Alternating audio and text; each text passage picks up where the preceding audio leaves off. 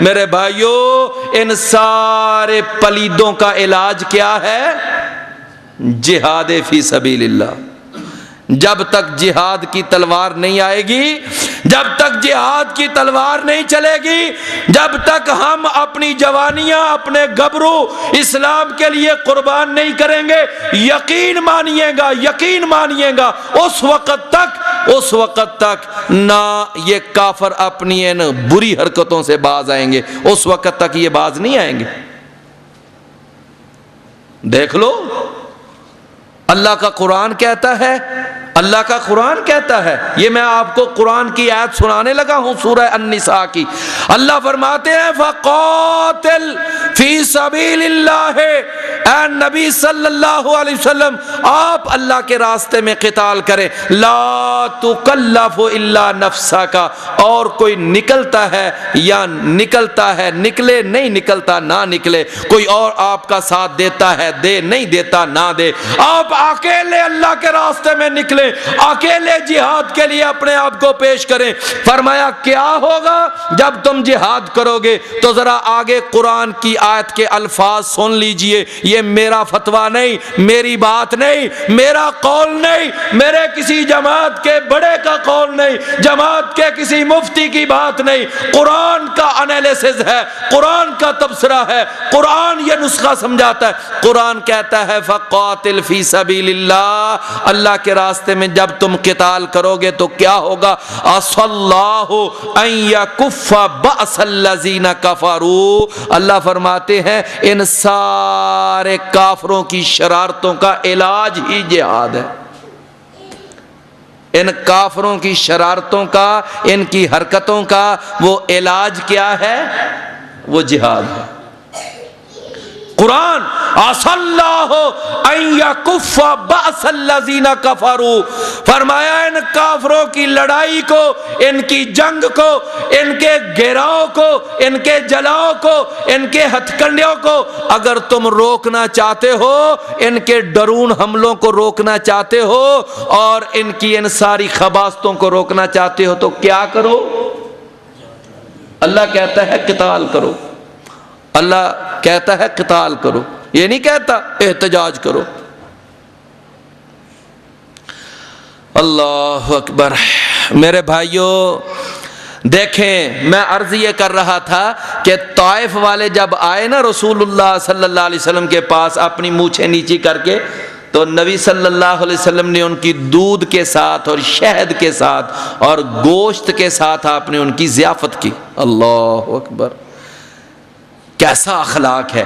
جنہوں نے آپ کو پتھر مارے، جنہوں نے آپ کا خون بہایا، جنہوں نے آپ کو لہو لہان کیا، جنہوں نے آپ کے اوپر ظلم و ستم کا بازار گرم کیا، اور میرے پیارے بھائیوں جاؤ دنیا کے اندر کوئی ایسا شخص تو دکھاؤ، ایسا انسان تو دکھاؤ جو ایسی نرالی طبیعت رکھنے والا ہو کہ لوگ پتھر ماریں، لوگ خون بہائیں، اور محمد الرسول اللہ ان کی دودھ اور شہد اور گوشت کے ساتھ ضیافت کریں۔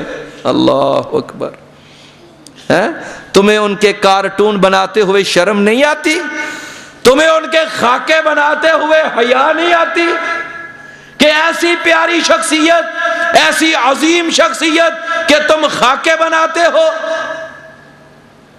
کافر آئے رسول اللہ صلی اللہ علیہ وسلم کے پاس طائف سے، آپ نے کیسی پیاری ضیافت کی۔ وہ آئے کہنے لگے جی ہم اسلام قبول کرنا چاہتے ہیں۔ آپ نے فرمایا ٹھیک ہے کلمہ پڑھو، اسلام قبول کر لو۔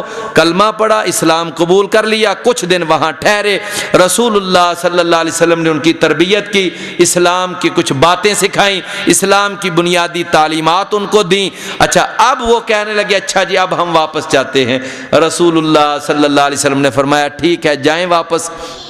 آپ رخصت کرنے لگے تو ان کا جو سردار تھا نا، سردار عبد یالیل، وہ کہنے لگا کہ بات اللہ کے رسول یہ ہے کہ ہم نے اسلام قبول کیا ہے، کلمہ پڑھا ہے، اسلام میں داخل ہوئے ہیں، آپ کے دامن سے وابستہ ہو چکے ہیں، لیکن ہم جاتے ہوئے آپ سے کوئی چند شرطیں منوانا چاہتے ہیں۔ آپ نے فرمایا بتاؤ کون سی شرط منوانا چاہتے ہو؟ کہنے لگے کہ ہم جو ہے نا، ہم نے کلمہ پڑھا ہے لیکن ہم ابھی زکوٰۃ نہیں دیں گے۔ اور رسول اللہ صلی اللہ علیہ وسلم خاموش ہو گئے۔ فرمایا زکوٰۃ بھی اسلام قبول کرنے کے سال بعد فرض ہوتی ہے، سال بعد فرض ہوتی ہے نا، تو کون سا ابھی سال؟ ابھی تو تازہ تازہ اسلام ہے، جب سال بیتے گا پھر دیکھی جائے گی، ان کو اس وقت سمجھائیں گے، زکوٰۃ بھی دے دیں گے۔ اچھا اللہ کے رسول ابھی ہم یہ کام بھی نہیں کریں گے۔ آپ پھر خاموش ہو گئے۔ پھر انہوں نے تیسری بار کہا اللہ کے رسول ابھی ہم نماز بھی نہیں پڑھیں گے۔ اللہ اکبر! میرے اور آپ کے پیر و مرشد وہ غصے میں آ گئے، آپ کا چہرہ مبارک لال پیلا ہو گیا۔ آپ نے فرمایا تم یہ کہتے ہو کہ ہم نماز بھی نہیں پڑھیں گے؟ تو رسول اللہ صلی اللہ علیہ وسلم نے فرمایا سنو پھر میری بات بھی سن لو، لا خیر فی دین لا صلاۃ فیہ، جس دین کے اندر نماز ہی نہ ہو اس دین کے اندر کبھی خیر ہوتی نہیں۔ وہ دین کاہے کا دین، وہ دین کہاں کا دین، وہ دین کیسا دین کہ جس دین کے اندر نماز نہ ہو؟ اور میرے بھائیوں کوئی بات سمجھ آئی ہے کہ نہیں آئی؟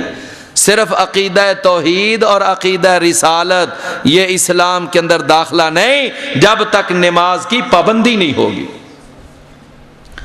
رسول اللہ صلی اللہ علیہ وسلم نے فرمایا اول ما یحاسب بہ العبد الصلاۃ، قیامت والے دن سب سے پہلا سوال کس کا ہوگا؟ نماز کے بارے میں، نماز کے بارے میں۔ اللہ اکبر میرے بھائیو، اس کے بعد آگے چلیے تھوڑا سا، نماز کی پابندی بھی اسلام کے اندر داخل ہونے کے لیے ضروری ہے۔ اور اس کے بعد اگر اللہ نے کسی کو مال دیا ہے، اللہ ان لوگوں سے بڑی محبت کرتا ہے جو اللہ کے راستے میں صفیں بنا کر جہاد کرتے ہیں۔ فرمایا کتب علیکم القتال وہو کرہ لکم، تمہارے اوپر جہاد فرض کر دیا گیا ہے، حالانکہ یہ تمہیں ویسے ناگوار گزرتا ہے، بڑا دشوار گزرتا ہے، یہ جہاد تمہیں اچھا نہیں لگتا چونکہ جان دینی پڑتی ہے، وقت دینا پڑتا ہے، تمہیں میٹھا میٹھا اسلام بڑا اچھا لگتا ہے، یہ ذرا جان دینے والا اسلام جو ہے نا یہ تمہیں ذرا اچھا نہیں لگتا۔ وَهُوَ كُرْهٌ لَكُمْ عَسَىٰ أَن تَكْرَهُوا شَيْئًا وَهُوَ خَيْرٌ لَكُمْ، ہو سکتا ہے کہ تم کسی چیز کو ناپسند کرو، وہ انجام اور نتیجے کے اعتبار سے تمہارے لیے بہتر ہو۔ وَعَسَىٰ أَن تُحِبُّوا شَيْئًا، تم کسی چیز کو پسند کرو، دنیا کو، دنیا کی زیب و زینت کو، دنیا کی چمک دمک کو، دنیا کی ٹھاٹ باٹ کو، دنیا کے عہدوں کو، دنیا کے منصبوں کو، یہ دنیا کے اندر یہ بڑی بڑی سیٹیں اور یہ بڑے بڑے عہدے تم ان کو پسند کرو، یہ دنیا کی دولت، یہ دنیا کی ریل پیل، یہ بینکوں کے بیلنس اور یہ گھومنے والی کرسیاں یہ تمہیں بہت اچھی لگے۔ فرمایا وَهُوَ شَرٌّ لَكُمْ، نتیجے کے اعتبار سے یہ ساری چیزیں اچھی نہیں ہیں۔